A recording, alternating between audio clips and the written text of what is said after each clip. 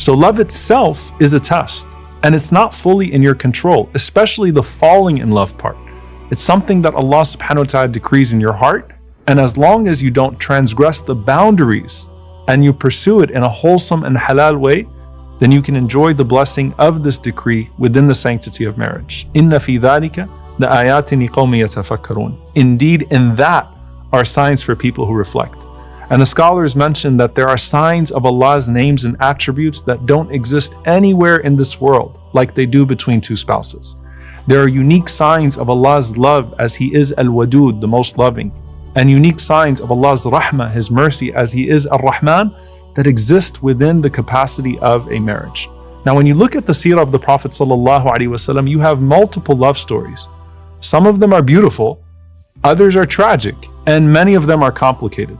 You have the story of Muhajir Qais, this man who makes hijrah from Mecca to Medina, not out of seeking Allah's love or trying to escape persecution, but all because he wanted to marry a woman, and that literally becomes his name, the man who migrated for Qais.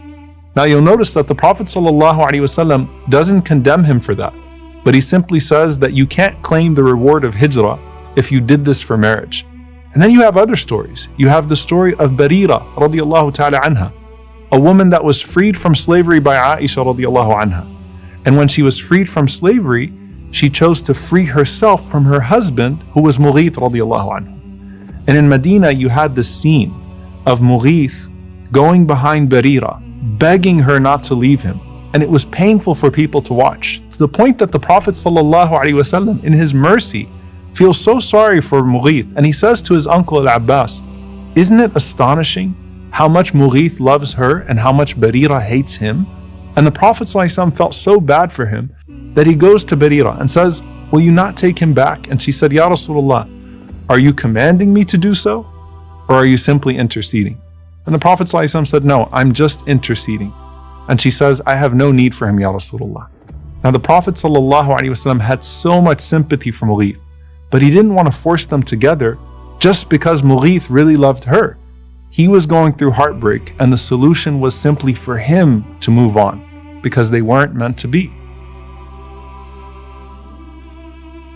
As much as love is based on your desire, it's also based on your destiny. Your love story was written by Allah in the heavens before you both even came to this world. Allah created your love and created the means for your love. And Imam Ibn Hazm rahimahullah outlines over 15 reasons why people fall in love. He talks about physical beauty and temperaments and character and wealth and family and all sorts of things.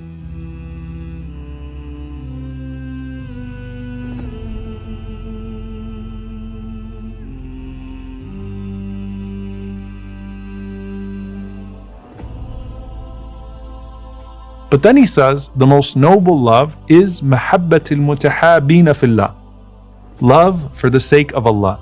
And he specifically says that it could be lijtihadin fil amal, because of a similar passion for righteous work that two people are both engaged in. And the Prophet ﷺ said, "Lam nara lil mutahabina mithla nikah," that I know nothing better for two people that love each other than to get married. And he also said people get married for various reasons, but look for religion and character. Those are the intangible forms of beauty that will keep a couple together for all of eternity.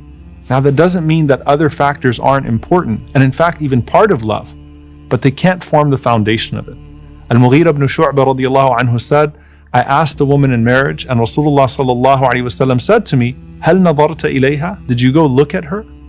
And when I said I had not, the Prophet sallallahu alaihi wasallam said, "Fandur ilayha فَإِنَّهُ أَحْرَى أَنْ يُؤْدَمَ بَيْنَكُمَا." Then go look at her, because it is better that there should be love between you.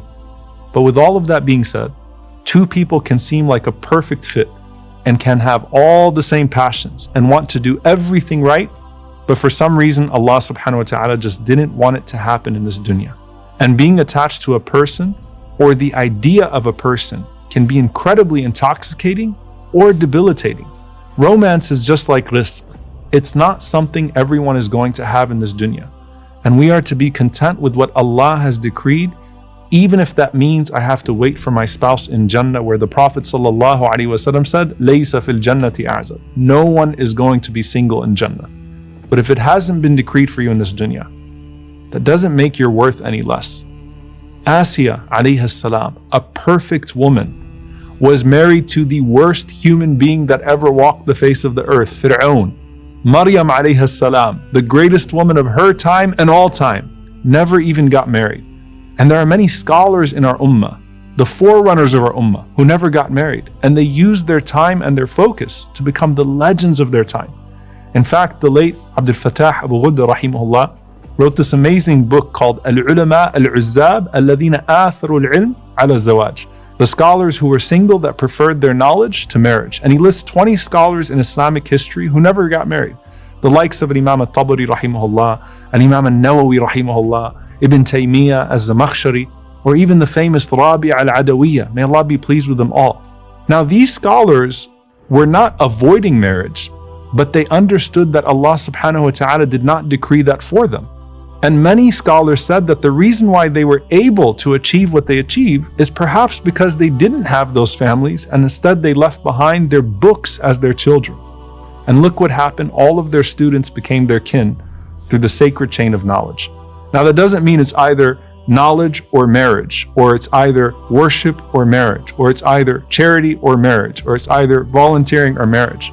That means that just like other forms of rizq, if Allah subhanahu wa ta'ala has delayed it or denied it, it still opens you up to other forms of pleasing Allah subhanahu wa ta'ala and other chapters to your amazing story of divine decree. And it might be that that soulmate is still out there in this world. At one moment, Abu Hurairah radiallahu ta'ala anhu couldn't get married due to his poverty. And he comes to the Prophet sallallahu alaihi wasallam complaining. And the Prophet sallallahu alaihi wasallam was silent as he repeated his complaint 3 times. Then the Prophet sallallahu alaihi wasallam said, Ya Abu Hurairah, Jaff al-qalamu bima anta laq. O Abu Hurairah, the pen has dried with what you are going to find. And eventually, Allah subhanahu wa ta'ala opened that path for Abu Hurairah years later, but on his time. So when is our time? Only Allah knows. You know, subhanAllah, some of the narrations mention that Isa alayhi salam, Jesus, peace be upon him, will get married after he descends again to this earth. So it would have taken him thousands of years to have his soulmate in this life. Where is yours? Here or there? You don't know, but just know that Al-Wadud hasn't forgotten you. Al-Latif is subtle and has a sight on your perfect match. من ظن انفكاك لطفه عن قدره فذلك لقصور نظره. Whoever supposes that his loving kindness is separate from his ordaining decree does so out of his own short-sightedness.